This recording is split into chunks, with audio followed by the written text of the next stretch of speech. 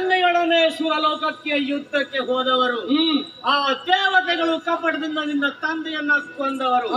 ಆ ಕಪಟಿಗಳನ್ನು ಸೋಲಿಸಿ ಸುರ ಗದ್ದುಗೆಯನ್ನ ನಮ್ಮ ವಶ ಮಾಡಿಕೊಳ್ಳಬೇಕು. ಇದಕ್ಕೆ ನಿಮ್ಮ ಅಭಿಪ್ರಾಯವೇನು?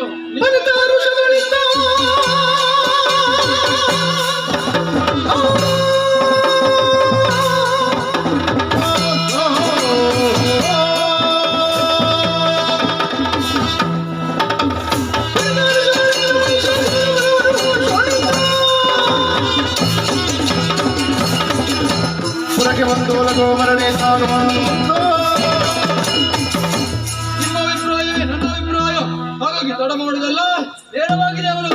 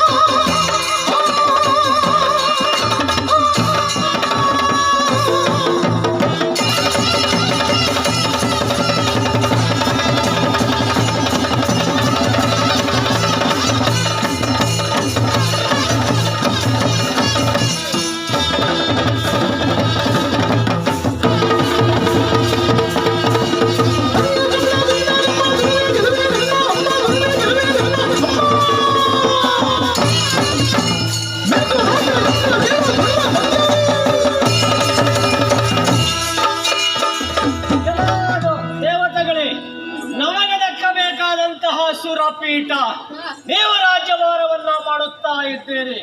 ಒಂದೇ ಮಾತಿನಲ್ಲಿ ಹೇಳುತ್ತೇನೆ, ಬಿಟ್ಟು ಕೊಟ್ಟರೆ ಸರಿ, ಇಲ್ಲವಾದರೆ ಪೆಟ್ಟು ಕೊಟ್ಟು